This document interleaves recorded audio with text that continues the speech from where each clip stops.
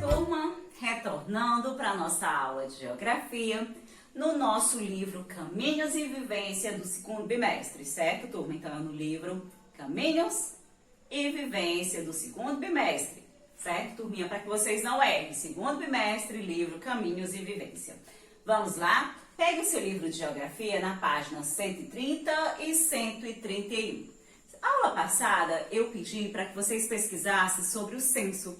Eu li um pequeno texto de referência sobre o censo e pedi que vocês pesquisassem. Para quê? Porque hoje iremos trabalhar sobre o censo, a referência do censo, como que esse censo e qual é a sua finalidade. Mas para que isso eu pudesse hoje trabalhar, eu pedi que vocês fizessem um pequeno conhecimento prévia sobre o censo, para que vocês tivessem uma noção e hoje, quando eu trouxesse a aula em si, esse tema, vocês já saber do que se trata o censo. Então vamos lá? Convido você para iniciarmos a leitura na página 130.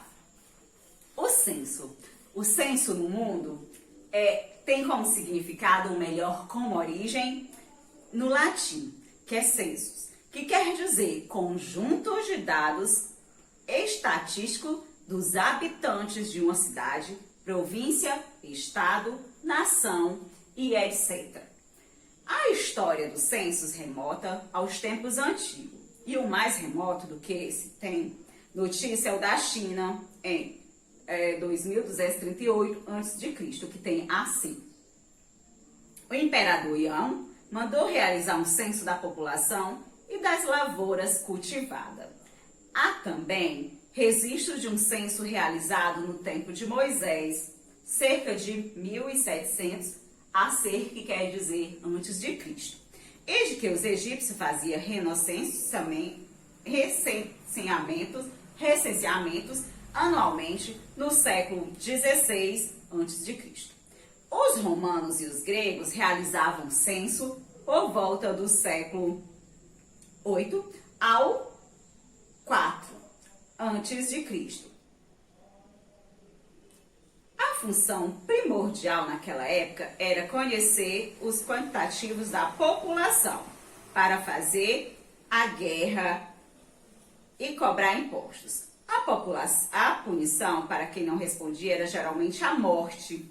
Nas Américas, muito antes de Cristóvão Colombo, os incas já mantinham registro numérico de dados da população, em que pôs um engenhoso sistema de corda com nós, que representava números no sistema decimal. Assim, pode-se verificar que, desde épocas remotas, os governos se preocupavam em realizar censo. Observe ao lado o tipo do Inca, como era que eles contavam a população, certo? Diferente de hoje, que é em registro, em dados e números. Antes, ele sempre teve essa preocupação de saber como estava o crescimento da população. Eles faziam o quê? Usavam os guipos, que era o Inca, era esses nozinhos dados nessa corda referente às pessoas que ali habitavam.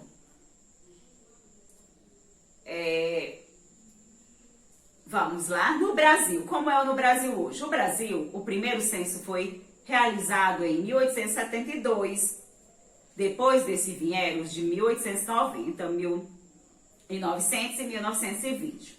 Com a criação do IBGE, que foi em 1936, inaugurou-se uma moderna fase censitária no país. Sendo assim, na área dos censos demográficos, a experiência do IBGE remota ao 1940, ano em que é realizado o primeiro levantamento desse tipo pelo Instituto. Então, o Instituto ele realizou sua primeira pesquisa no ano de 1940. A partir de então, o IBGE realiza a cada 10 anos o censo demográfico, que é a operação estatística mais importante para retratar a realidade sociodemográfica do país. Então, desde então, a cada 10 anos, o censo faz esse levantamento para saber como está a questão demográfica populacional do país, do Brasil. Continuando, resultados do censo demográfico e das contagens populacionais são obtidas as tendências e os parâmetros indispensáveis à elaboração de projeções e estimativas populacionais, que a partir de 1989 passaram a ser fornecidas anualmente. Hoje, em que pese o número menor de novos municípios, continua forte as demandas pelas atualizações dos dados populacionais no período entre um censo e outro, como forma de reduzir os efeitos das distorções na estimativa municipais, provocada pelo afastamento da data do último recenseamento. Então, o nome dado a essa pesquisa feita pelo IBGE do censo quando passa a contagem populacional, chamamos de recenseamento. Ele faz um recenseamento da população de um determinado lugar para estar atualizando os dados. Hoje em dia, quem faz essa contagem populacional é esse instituto, dado-se o nome de IBGE. Vamos lá, atividade. Você vai marcar. Então, se você vai marcar, sabemos que tem mais de uma alternativa correta.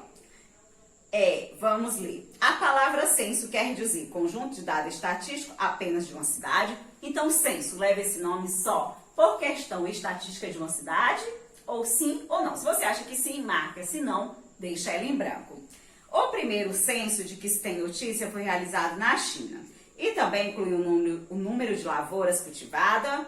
Se for, você marca. Se não, não marca.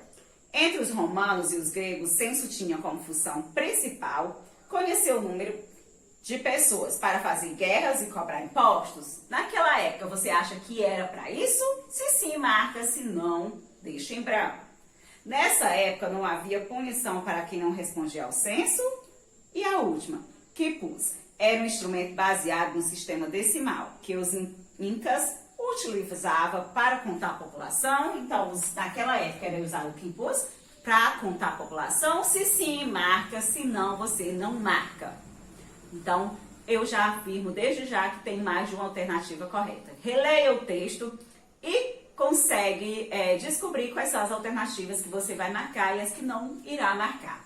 A nossa atividade de geografia sobre o censo é esse conhecimento, que vocês entendam o que é o censo, vocês sabem a classificação do recenseamento, para que essa importância de contagem de uma população, certo, turminha? E espero que esse conhecimento vocês tenham conseguido ficar alguma coisinha gravada na cabecinha e vamos lá, capriche na atividade. É pouca, simples, mas o que vale é o conhecimento que ficou dessa aula de hoje sobre o censo, sobre o recenseamento da população do